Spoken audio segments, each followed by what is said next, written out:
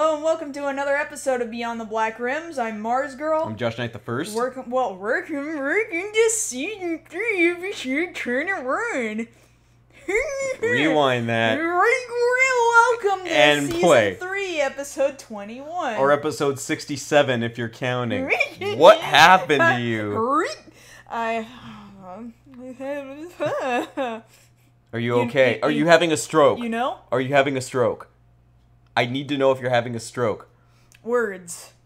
But, you know, that's actually a sign that somebody could be having a stroke. This brings up an important lesson today, guys. Public service announcement at the top of the How show. to recognize when someone is having a stroke. That's, like, really not funny, but okay. Yeah. Just learn how to do that. Welcome to tonight's show. Other than me not being able to speak, what's up? Not much. We're chugging along, getting stuff ready for the completion project. Had a lot of people reach out to us again this past week. A lot of offers for things are coming through that are really going to help out. I'm really, really excited and thrilled at so much outreach. I really think that we're going to get something done, maybe not 100% complete, but pretty close to a completed project in time for you guys to see by MagFest. And some people asked, is it going to go online after that? Of course it's going to go online after that. Once everything is in place for visual effects and whatnot, because maybe not all visual effects will be there come MagFest, but once everything is in place, you bet everybody's going to get to see it. It's kind of like, you know how they leaked that version of the Wolverine, or X-Men Origins Wolverine, I should say, that didn't have all the effects in it?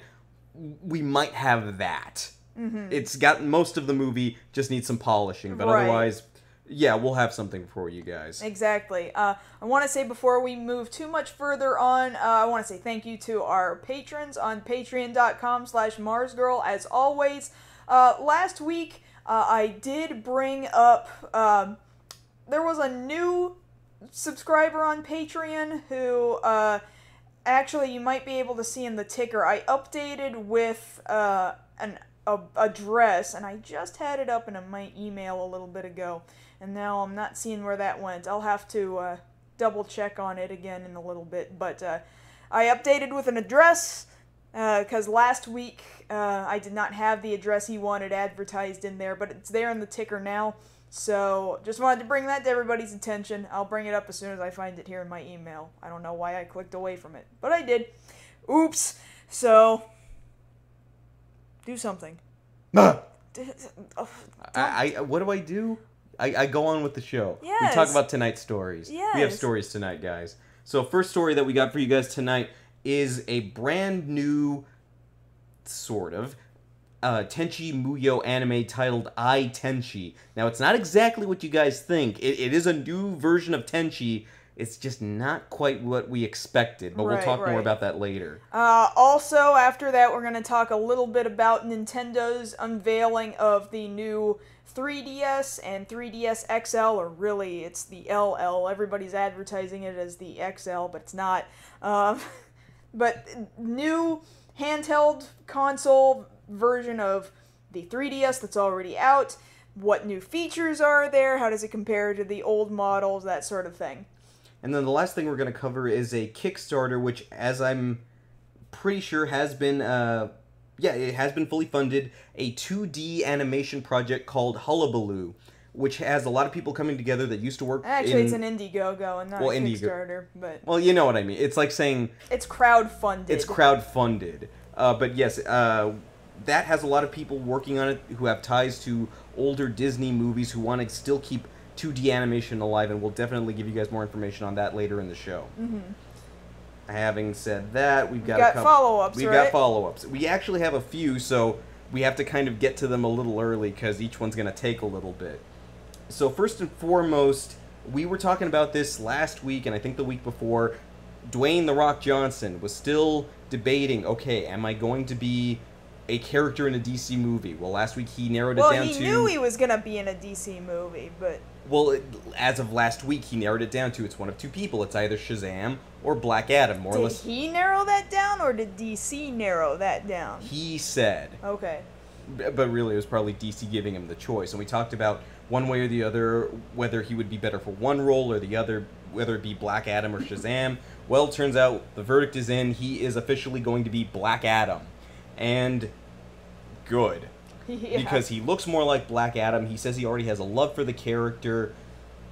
Now, the thing that worries me now is, okay, he'll do probably fine as Black Adam. Mm-hmm. The only thing I'm seeing about it is we've got him playing another guy based off having Egyptian powers coming back and messing with people in the future. Like, that didn't work out too well for him in The Mummy Returns, or did we forget? Friends, it's been a long time. Yes, yeah, we try to push that out. The thing you got to think about now is he's got, give the man credit. Whether or not he's in incredible movies, the man has a lot of charisma. Mm-hmm. You need a good Shazam for him to play off of. So now the question is, well, who's going to play Shazam? But I don't see a lot of people asking that question because I don't know that people really care. Uh-huh. Because, granted, yeah, he's a superhero, but no, he's not really a heavy hitter. I know DC's trying to push him, but I don't see him getting that real hard, he deserved a movie sort of push. I just don't know enough about him as an actor other than having seen him in one or two things. I don't follow wrestling. I know who Dwayne Johnson is. That's the best I can say. I otherwise really couldn't have cared which character he was playing. Not to mention, it doesn't help that I don't know anything about Shazam. I really don't. That makes this part hard. Okay, so that's that story. Moving on. By the way, the guy was TK Force, the TK Force, and he had a YouTube channel at youtube.com/user/the TK Force. There. I wanted to make sure I got that in there because it was something he requested because he was a patron. So. Was? Is. Okay. You worried me there. Alright. I took care of him. Good. We want to take care of you guys. We really do.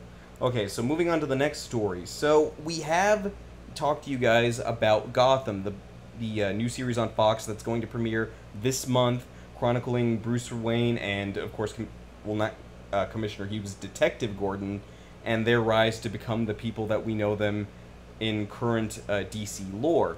Well, it turns out that Netflix has made a surprising move and bought the rights to stream this as soon as the series is over, before the series has even begun. So they must know something we don't, or they must be super excited about it? They must be super excited, because this comes off the heels of them reportedly getting the rights to the NBC series The Blacklist for a purported $2 million per episode. That's a lot of money. That's a lot of money. So they're making some bold moves here. Now, admittedly, Netflix is making their way to be a really big player in the TV game despite not being on TV. So if they see something, they go after it.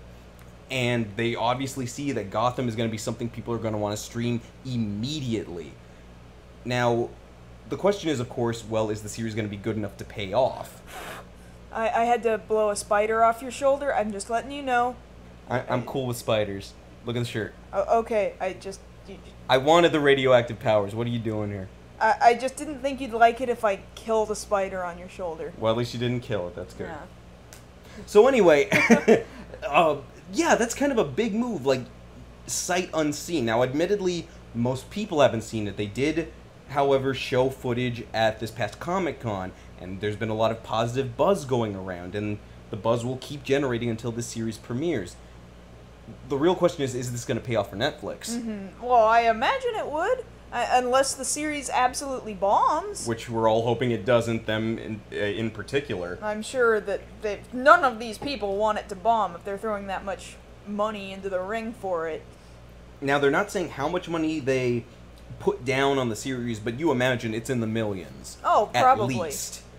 So, yeah, Netflix must now have the pockets to be able to do this. Oh, yeah, I mean, easily, I would say that there's enough Netflix subscribers to start kind of rivaling, maybe not rivaling TV, but it's like, I choose Netflix over having cable service, quite frankly. No, yeah, and now that Netflix is starting to, I guess, be more concurrent with what's put out there on current TV. It's like a battle between Netflix and Hulu Plus, once you get right down to it. Now, the thing I think about, too, though, is that Netflix, as far as we know, right now streams Arrow. Mm-hmm. and they're going to be streaming Gotham once the series run is done on TV. The thing I wonder about is how come they didn't option The Flash?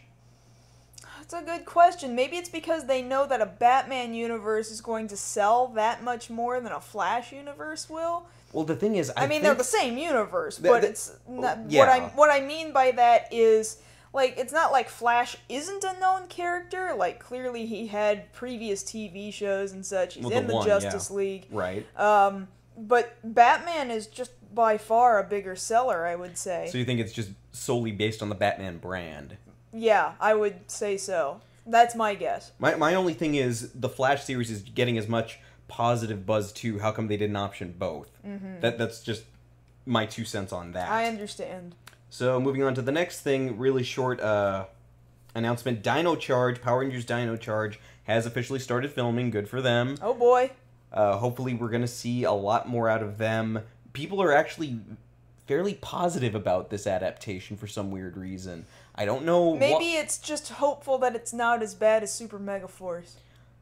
Well, yeah, because then they don't have to live up to the whole anniversary thing, but then there's still the whole tie back to dinosaurs and Austin St. John supposedly having a part in there. They're not saying, again, whether or not he's coming back as Jason or he's going to be playing a new character like some older Rangers do. But that's enough to keep people interested. Mm-hmm. So that's true. We'll probably get some more footage on that as they film, because as of now, they have only shown footage that's really just stuck Kyoryuger footage. That's true. So we'll get more of that later and actually see how these new actors play out.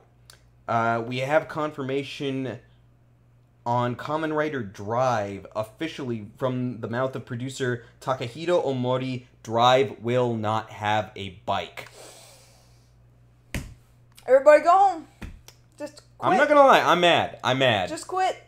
Because, No, like, maybe it'll be a good series still. Like, this is what I say about Final Fantasy 15, right? Uh-huh. Like, it looks like it could be a good game, but is it gonna be a Final Fantasy? Right. Like, this could be a good series, but is it gonna be Kamen Rider? Well, see, that's the same question you asked about Gaim. Do you feel that that's lived up to the name at all? Somewhat, yeah. Because at least he has a bike. Yeah, but he hasn't at used least it, he has though. a bike. Well, he's used it, like, not recently, but at least he has one.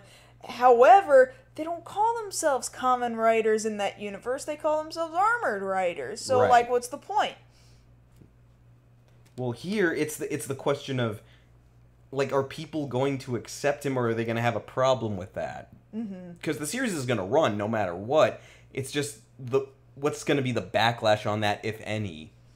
Kids will still watch it. Like, it's really not gonna matter. It's really me with a sticking point of, no, I share that sticking point. It's in the name. Like, if it's in the name, like, maybe you should, I don't know, stick with it. I don't know. I still think they could change halfway through. They could go back on it.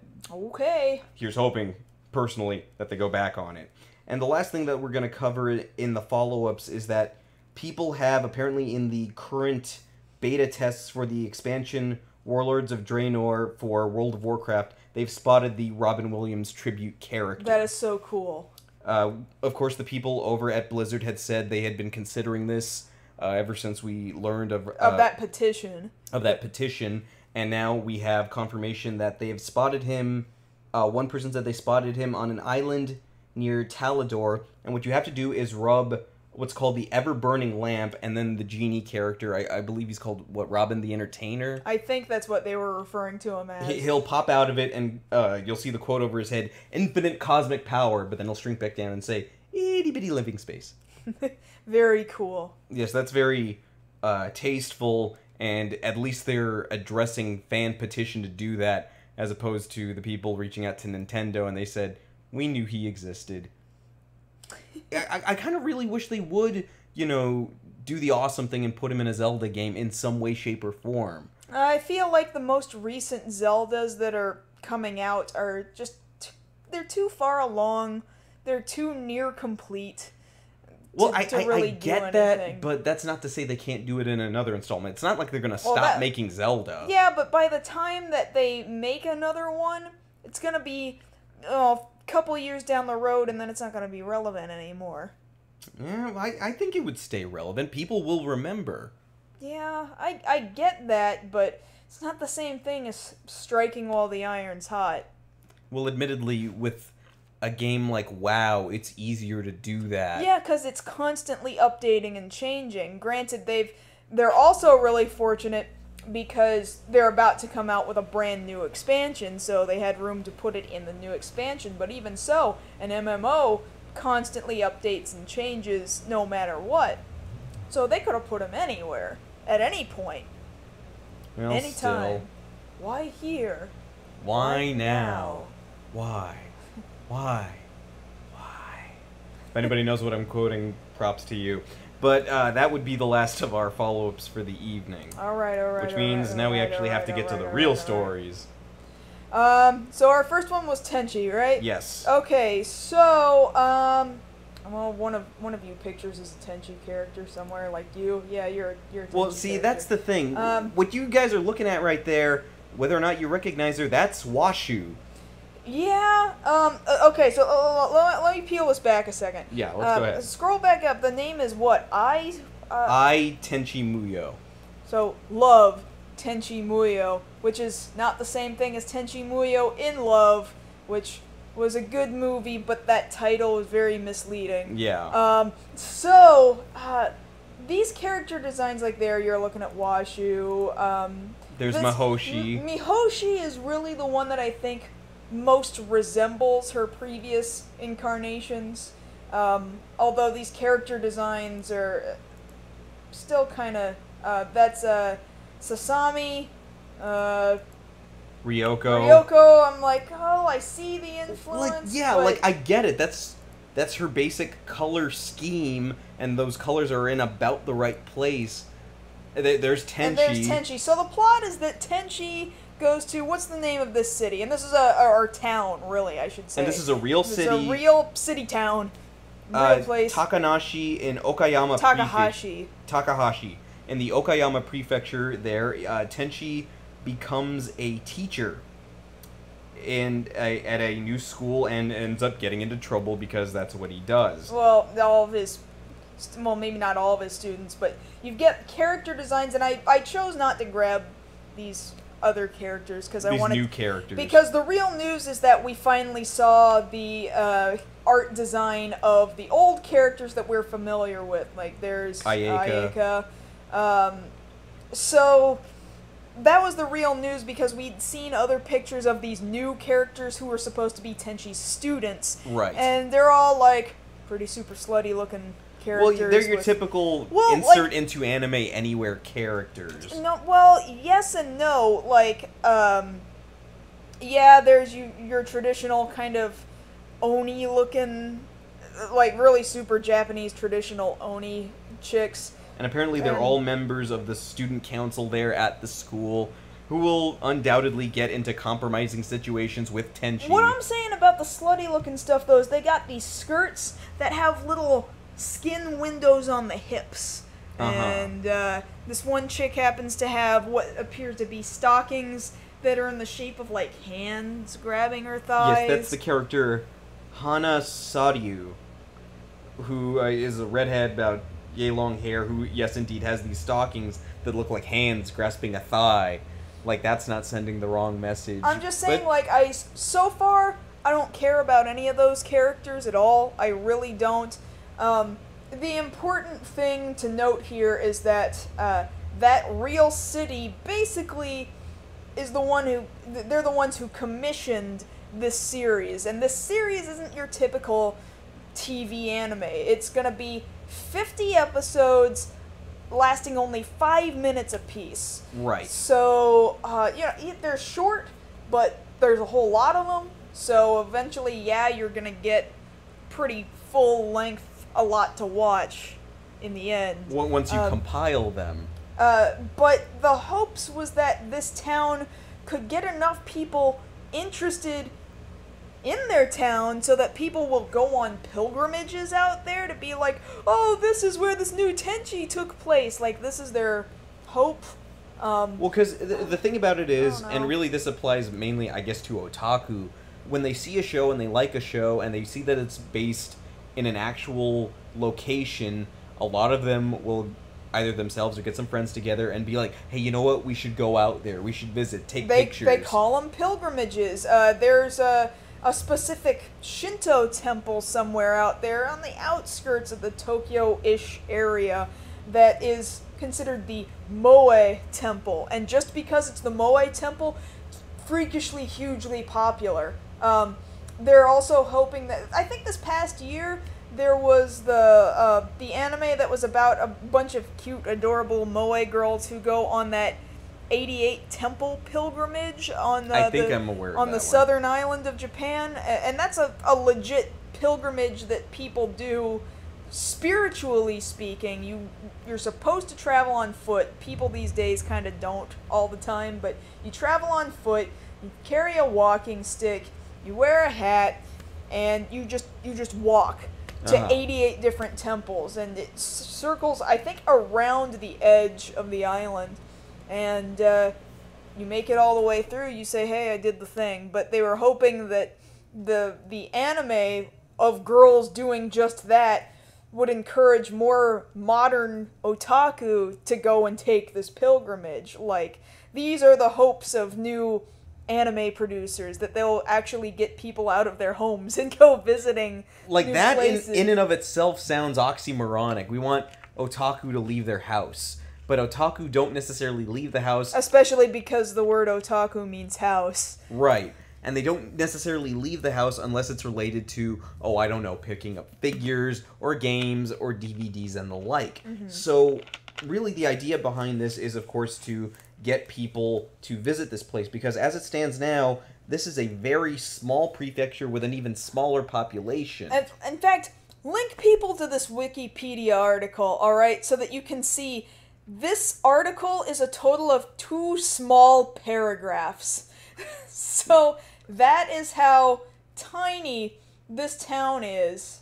It's only got 34,000 people in it. There's a castle, and that's about it. There's a temple. That's great. That's also very, very nice. But the thing is, like, that... just think about it for a second. The thing they that got big enough to absorb another town, this wiki article says. Okay, great. But no, think about it for a second. So if they really want tourism to take place here in this town, that means story-wise they're going to have to force Tenchi, Ayaka, Sasami, and these students to go visit these places. Yeah, to visit real locales.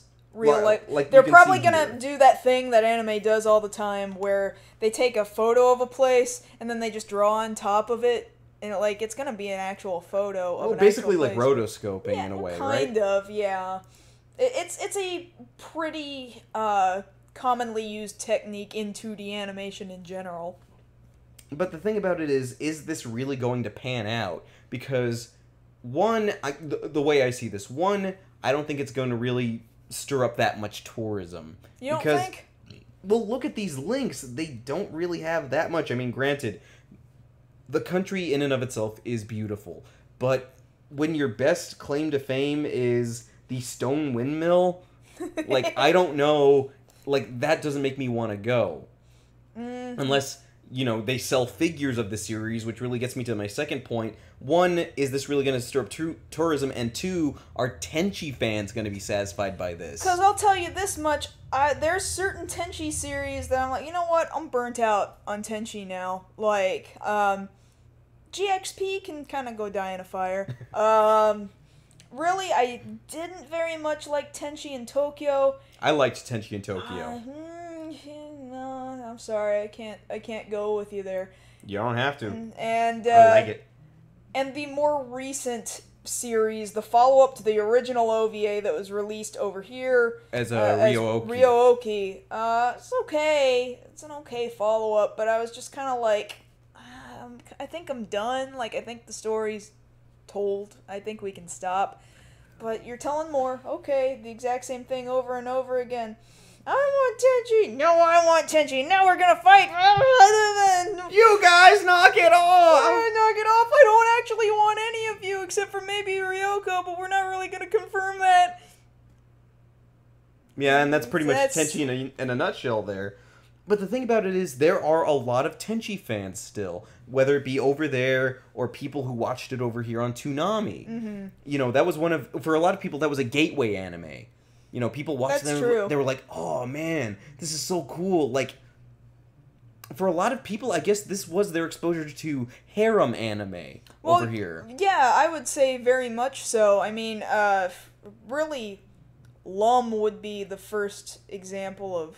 Well, the first major example over in Japan, but over here, for a more Western audience, it was this. It was Tenchi. So, yeah, there's a lot of fans, and people were really excited to see these new designs. Like, oh, they're coming back. But will it deliver? Is the question. I don't know. Right now, I'm really not buying it. But... Well, because you think about this for a second. You think about Tenchi in Tokyo. That new chick that Tenchi was kind of getting with. Nobody liked her. No. Everybody hated her. Well, yeah, I didn't like her either. Because the thing is that you wanted the story to focus on the characters you like. The ones you've come to know. Even so, they pissed me off because they couldn't just let him be. Well, they couldn't get their stuff together either. Yeah, they couldn't let him be. They couldn't get their act together, and that and a dimension into his room through his bed was kind of weird. But and then he blocked it with a blanket. But okay, that's how that works. Fine. You can remember, guys, if there's ever an interdimensional portal in your room and you want it closed, cover it with a blanket. Solves all of your problems. It works on monsters in your closet too. But basically, what I'm thinking is this, basing it off Tenchi in Tokyo, this might backfire because if there was one character that you added to the mix and nobody liked them, what happens when you add a whole student council to the mix? That just makes me think nobody's gonna like them either. They would have to be really incredibly well done as far as character development or something to make people like them. Well, because now it's not just that we have to deal with this one group of characters that already make it a harem, and it's not like Tenchi in Tokyo where you've added just one more chick.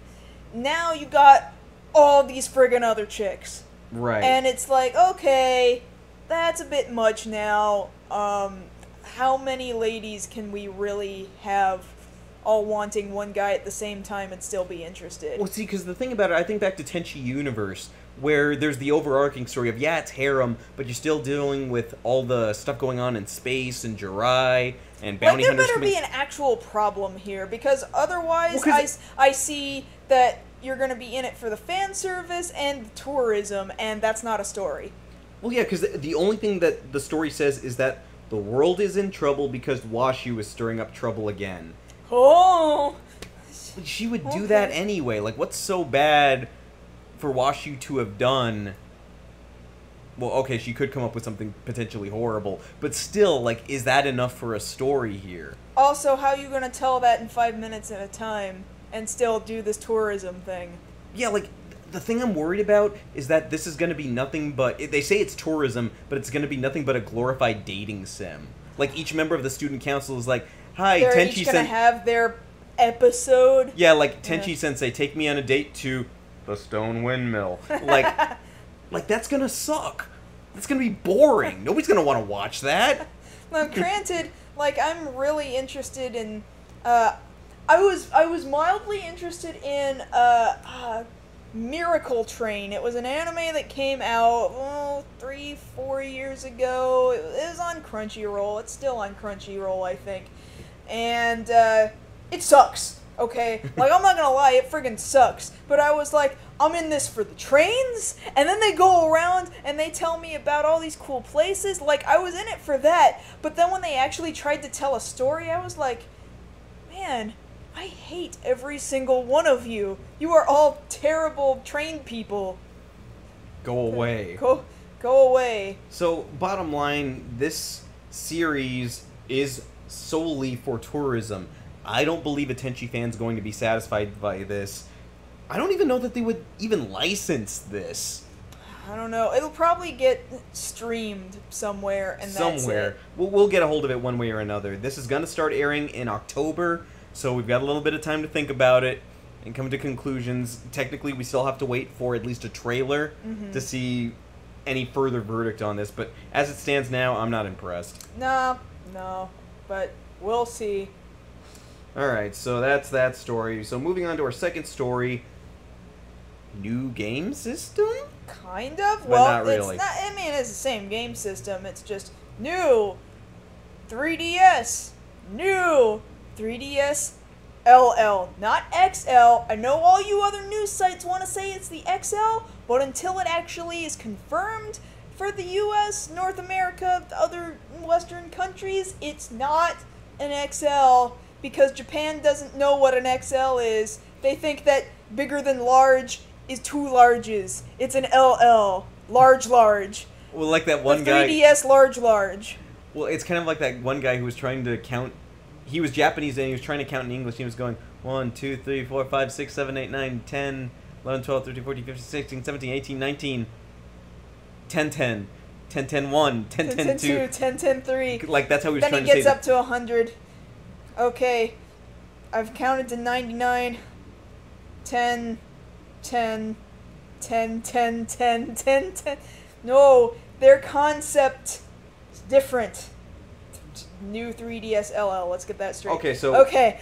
so bringing it back here. Basically, what we're looking at is an updated version of your traditional 3DS. This has not, like she just said, has not been confirmed for North American release yet. I'm sure it's gonna happen. Like I'm more than confident it will eventually. Well, see, here's happen, the thing that worries me about that. As far as the thing was concerned, like, people heard, oh, new version of the 3DS. What can you tell us about it? Is it going to be region free? That would be nice. Nope. Sorry, guys. Nope, they've still region locked it. I'm like, so. really, Nintendo? Well, hey, I tell you what, though. I really do want to play Japanese 3DS games, and I really want that 3DS, that new 3DS that is Super Famicom colored. Super Famicom button colors. I want it. Oh, yeah, that's right. You did show me that one. It's these buttons right here that you're looking at in the picture in the corner right now, actually. And we over here would not get that because our Super Nintendo, as opposed to their Super Famicom, same system, different region, Right. Ours were all purple. We had a gray and purple box, and they had a gray box with multicolored buttons. Right. Same thing, different colors, basically. Now, I really want those colors. I want it. Now, apparently here in this particular version of the news story that we're looking at, they're also touting a Monster Hunter 4 version of this thing. It's got the nice logo on the front and comes with a copy of the game. Look very, very cool. That looks kind of pimp, I'm not going to lie. I like that. Now, there's a couple of other noticeable differences here between, your traditional 3DS and this new one. First and foremost being that this no longer takes SD cards. It takes only micro SD cards. So that's that kind of sucks, but I don't think it's that much of a hindrance for me. But then I don't download tons and tons of games off their store. A lot of other things that you might compare the new models to the old models. Of course, the screen of the new Nintendo 3DS, just the regular 3DS, not their LL, is a little bit larger than the screen of the current 3DS model. But the two 3DS LL, XL, whatever, they're about the same size and screen size. So if you're looking for a bigger screen size in the XL region, you're not really gonna get it. But the battery life on both new models is a little bit better than current gen models. There's no more Wi-Fi switch, the switch on the side. Instead, you turn Wi-Fi on and off from the home menu. You tap on the screen. Also, very cool, the 3D effect that you slide on or you slide off. Up until this point, you've had to look at it like dead on in order to see the 3D. Now, that's no longer a problem. They fixed it, and it has something to do with the player-facing cameras, because it sees your face and it sees where your face is. So it's kind of tracking where your face is as you look at it's facial. That's kind of like some Mission Impossible stuff that they're doing there. A little bit, yeah. So other stats about them, you're gonna get like 7 hours or more of gameplay if you're playing well, up to 7 hours of gameplay if you're playing a 3DS game. Now, the interesting thing I'm seeing here is the new screen, I guess you call it the touchscreen portion. Yeah, the bottom will now screen. have the ability to communicate with the little figurines, kind of like Skylanders or whatnot, that you can now implement with this portable console.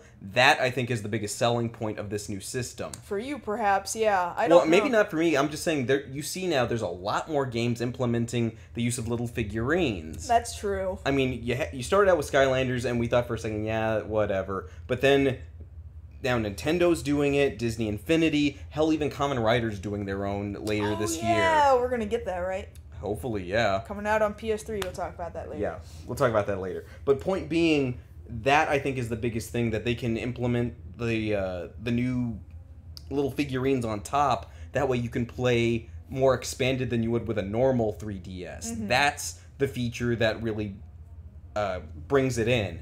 Because if you think about it, bigger screen, so what? I have to switch out for a micro SD card, so what? That doesn't necessitate me getting a new one. Maybe for some people, the 3D, tracking system, yeah, that's kind of cool, but I don't think that's hella necessary to my gameplay. No, however, for that reason, I very frequently turned the 3D off because it was just kind of irritating to have to hold it at a particular angle.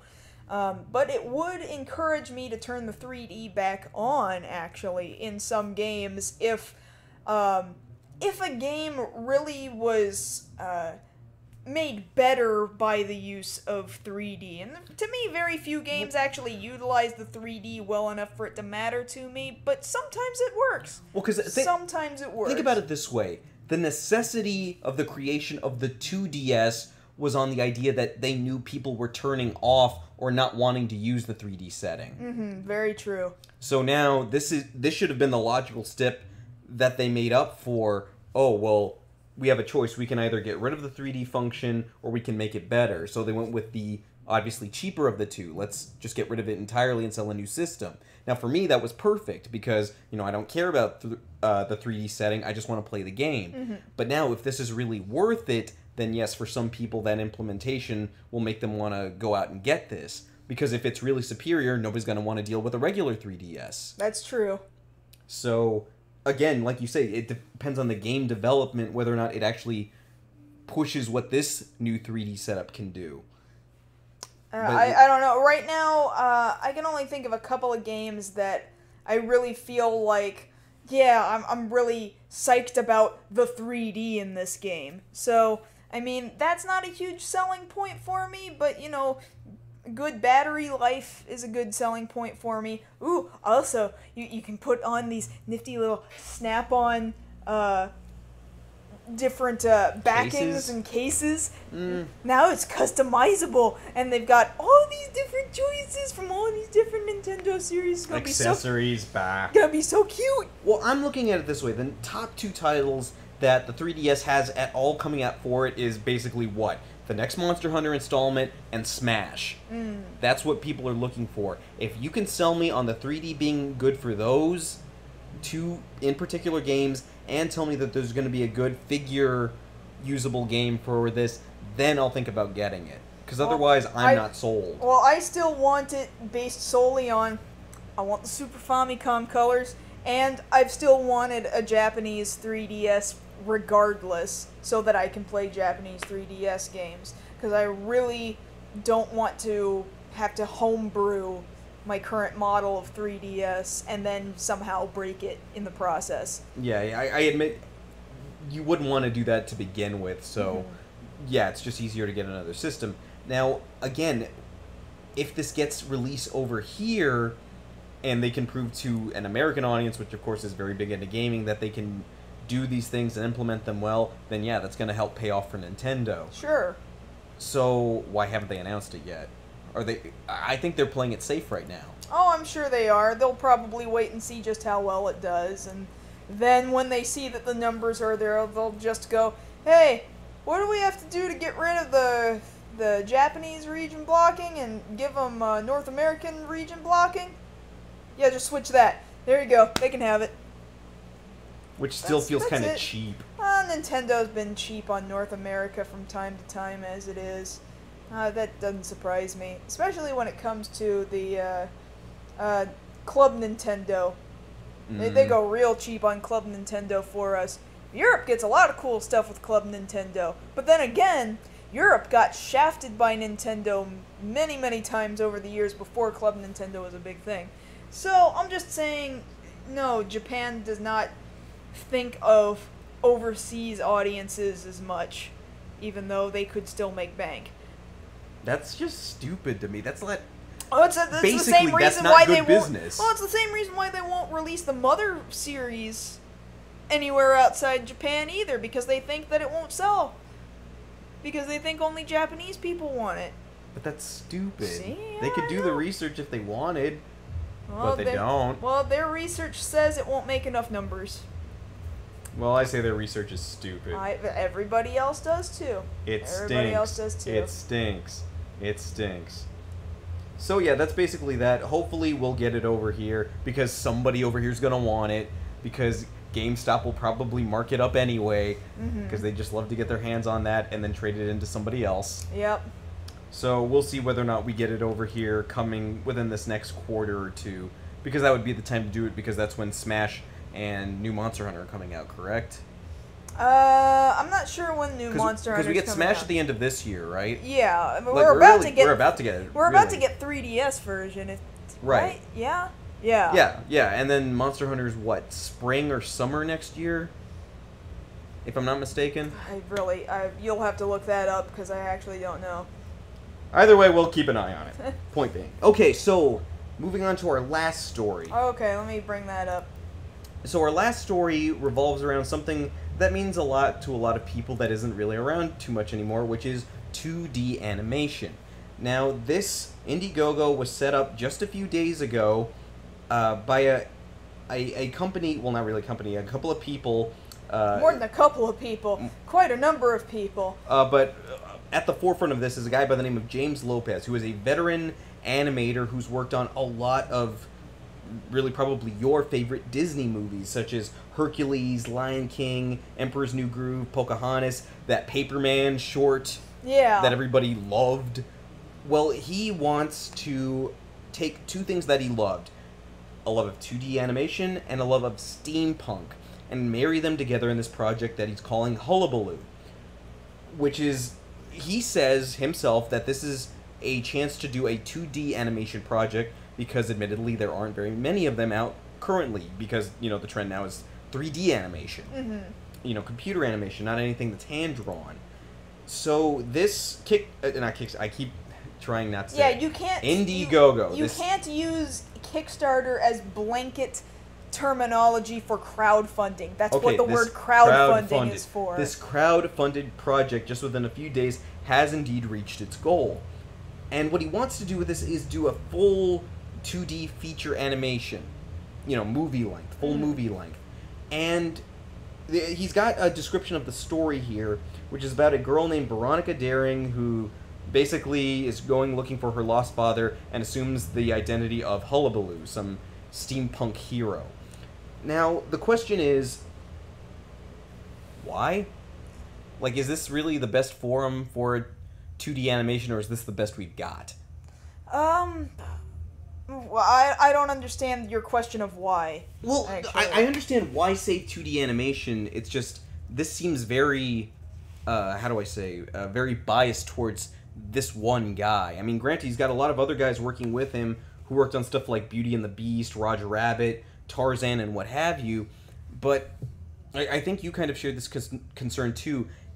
Do you really want that going towards something that not many people are interested in? Because admittedly, steampunk, while people are aware of There's a lot of people who are interested in it. It's still niche. It's still niche. I personally don't really enjoy steampunk. I really don't, I'm afraid to say. And that doesn't mean I would not support Hullabaloo, because I absolutely believe in any chance of saving 2D animation. Now, here's my other problem with the trailer that he put up on his IndieGoGo page, though, was that, a lot of the characters he was showing were animated 2D, there is a lot of CG rendered stuff all around them. Like backgrounds and whatnot. Backgrounds, everything they were piloting, like a dude sitting in a rotating chair, the rotating chair was CG. These vehicles that they're riding in, that dirigible is all friggin' CG. That's not 2D. Well, to me, only the characters are 2D. Well, admittedly, to me, that looks a lot like Treasure Planet. It does, right? Which yeah. isn't a bad thing, because Treasure Planet was a very good movie. It was pretty good. It kind of, in a way, blurred together with me with Atlantis. However, it managed to be, like, this much better than Atlantis, I feel. Right. Because that was around the time when we were starting to see the last of the 2D features from Disney in specific. Now, mind you, there's no studio attached to this. It's just these guys working on this project, and then eventually they'll probably market it out to somebody. Mm-hmm. Because they do eventually want to get to a point where it can become, like, an animated TV series. A series or a movie or something of that nature. And of course, you know, you want those aspirations and you want to do your best to reach those. The only thing is, obviously there's enough people who believe in it, because their goal was only 80,000 and they're currently at 135,000 and they've still got 27 days to go. Well, shoot, even, because I follow Ralph Bakshi on Twitter and Facebook, and he was all over the place with, hey, go support Hullabaloo, and alright guys, it got fully funded, yeah, Ralph Bakshi people really know how to get something off the ground, whatever, and, well, like, clearly, animators are all over this idea of this project. I don't know if it's a story that I'm gonna be especially interested in, because the description is like, okay, one, it's steampunk, that's just kind of not my thing, that's cool for somebody, it's just not for me. But then, oh no, lady's dad is kidnapped and he's this crazy inventor, and I'm like, it just kind of sounds generic to me. Well, because here's the thing I'm thinking about too, like, really the way I'm seeing the whole situation is that this guy is really one of a few people who are voicing the opinion there needs to be more 2D animation, an idea that we both agree with. Yes. But the thing about it is that there are other projects that could be done 2D. Like, it's that idea that we want to support 2D, but something that seems to reach that scope that all those other classic 2D movies reach. Like, really in the golden era of Disney, you know, those Pocahontases and Beauty and the Beasts and Aladdin. So are you saying that you think that this is almost too risky? I think it's a little too risky. You think they should have done something safe first? A little bit, yeah. And that's personal opinion. Obviously, the money speaks for itself. There's enough people who believe in this project to help them not only get to their goal, but are pushing them towards their stretch goals, of which they are there. They're looking to make short little vignettes, kind of like they do in front of Disney and Pixar movies now. You know, add orchestra, full orchestra to this finished project. And that's great and all, but I still don't see it topping out, really, because it could still fall flat on them. Like, I'm really gonna have to see some characters that I really want to grow attached to, and right now I don't. Even though he's kind of described a couple of these characters, I don't feel any attachment towards them. Because look at it this way. No matter how you look at it, steampunk is still niche. There's hints of it here and there, but it doesn't go beyond a certain point. You think about things like, basically anything Doc Brown invents in Back to the Future 3, that's steampunk. Right. You think about... Wild Wild West. Wild Wild West, that's steampunk.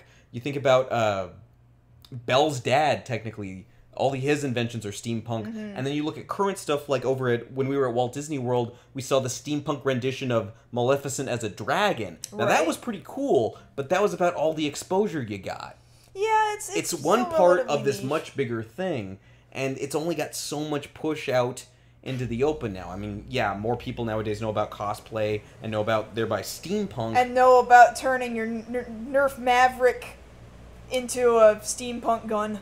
Like we haven't seen a million times. Okay, how do you make a steampunk gun? Take a Nerf Maverick, because it has a rotating barrel. There. Oh, no, you forgot the brass spray paint and a broken clock. And then steam. Oh, and a top hat. Top hat, monocle. I mean, some people do get more creative, but there's this whole generic idea of I'm going to top hat, monocle, and break a watch over myself and then glue the pieces to me. I'm a steampunk now. Yes. And I just sort of feel like, have some originality, people. Maybe that's what turns me off so much, is that they all seem to think that they're so original, creative, and yet all come off looking the same. Hullabaloo to me right now looks exactly like all that to me.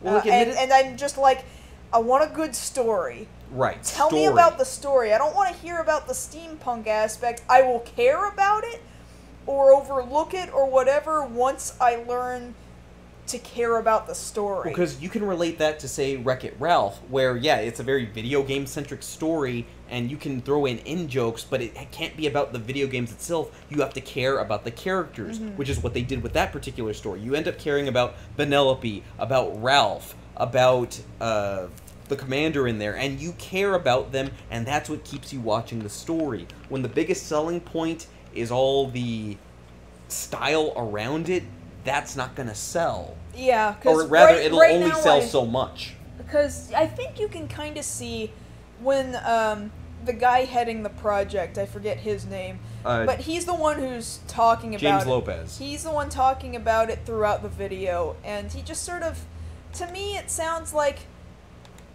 he's really thrilled about it. This is his passion project, but I feel like I've known a lot of people who have had passion projects, but they don't necessarily know how to execute their passion project, and so it just kind of exists, and it doesn't reach that emotional high that it could possibly reach. I'm just a little concerned in that regard, that he's like, this is going to be so cool, it's going to look so cool, and it's going to be 2D animated, and that's what you guys are going to love about it. You're going to love that it's steampunk, and you're going to love that we drew it by hand. And I'm like, great.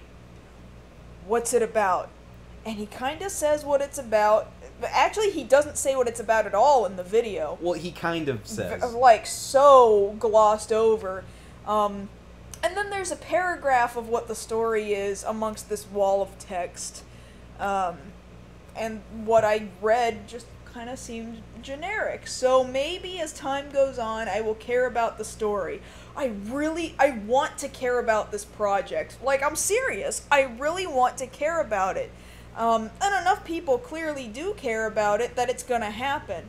I don't think I'm prepared to throw my money behind it, I think is what I'm saying. I understand that, because the thing about it is, it almost, and this, again, comes from personal experience, the way he's trying to sell me this project is the way, because we've gone to a lot of conventions and we see a lot of people there and they come talk to us, it's the same way he's trying to sell this movie to me, somebody who potentially would, give my money to back this. He's trying to sell this to me the same way people who are wearing steampunk try to sell steampunk to me. Yeah. I swear you're gonna like it. I swear. There's all this cool stuff and airships and all this stuff, and I'm like, that's not really what's gonna sell me on this. It's basically the way you sell anything to it. You can't sell on your level. You have to speak on the level that a person will respond on. Yeah, you know what I because mean? Right now I think it's this sort of insular idea of, if you like steampunk, then you'll like this. Well, okay, I guess he got that audience. Well, they exist, obviously. Yeah, they all backed him. But that's like the only audience it's gonna get. Either people who are just in it for saving 2D animation, whether this is gonna be a good project or not, or people who are like, steampunk, yeah, woo! And I don't know that either one of those audiences cares about whether or not it's going to be good, Because the 2D they animation, just want it to exist. Because the 2D animation people just want 2D animation to be saved, and the steampunk people just want steampunk to be bigger. Yeah. That's what I think I'm really trying to get across, actually. You've brought that down on a And I see sense. that, and I think I share that concern just a little bit. I'm just saying, there's a lot to live up to. Because when you talk about 2D animation, you're not just talking about an art form. I mean, of course you are, but you're talking about this bigger concept of really, for a lot of people, their childhood memories, growing up watching clamshell VHSs of all these great stories about, you know, rats and princesses and robots and all of these great things, and they mean something to you. And really, the thing that would help, I guess, us in particular back this is that show us a story that's going to mean something. If you tell a good story, most people would agree with that. The story you tell, if it's good enough, you can sell it to anybody. That's true. So hopefully, now that they've reached their goal, they can put some stuff out, really get down to the nitty-gritty, draw out those characters, and show a story that's worth the world seeing. And really, I do wish them well. I honestly do wish them well. I do too. Like, don't get me wrong. I want this to be good, but I need to see it be good. Right. Because we would like more 2D animation. Sure. And I'm even fully... even if it's steampunk, if it's a good story, I'll watch it. I'm fully capable of being proven wrong. Like, I kind of have this against it, admittedly, this small bias, but I'm fully admitting that I can be proven wrong and you can convince me, hey, I want to go see this movie. So that's basically how that breaks down. I would probably see it anyway just to know. Right. Just for the sake of knowing.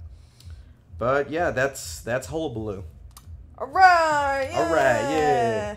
So, I guess we're gonna wrap this up here. Apparently, Hitbox has been giving a number of people quite a lot of trouble. I mean, clearly the stream seems to be functioning, but and some people still seem to be watching, but there's a number of you'll hear this later, I guess, who, Hitbox just seemed to kind of thrown you out. So, I'm sorry you missed all of this here. I guess you guys will be catching it on YouTube. I'm sorry. Yeah, I don't know what apologies. I don't know what we'll do about the Q&A with only like 10 people able to watch. We'll see what we can do. We'll try and piece something together, but for the rest of you guys on YouTube, we'd like it if you'd try to come out to see us next week. We've only got 3 more episodes this season. I'm just saying, if Hitbox doesn't, throw a hissy fit like it's doing tonight. That, and we would just like to see you guys so that you can come and talk to us live. It's always fun to talk to you guys, and we really appreciate all of you guys, whether you're here with us live or you're over on YouTube. Both are very much appreciated.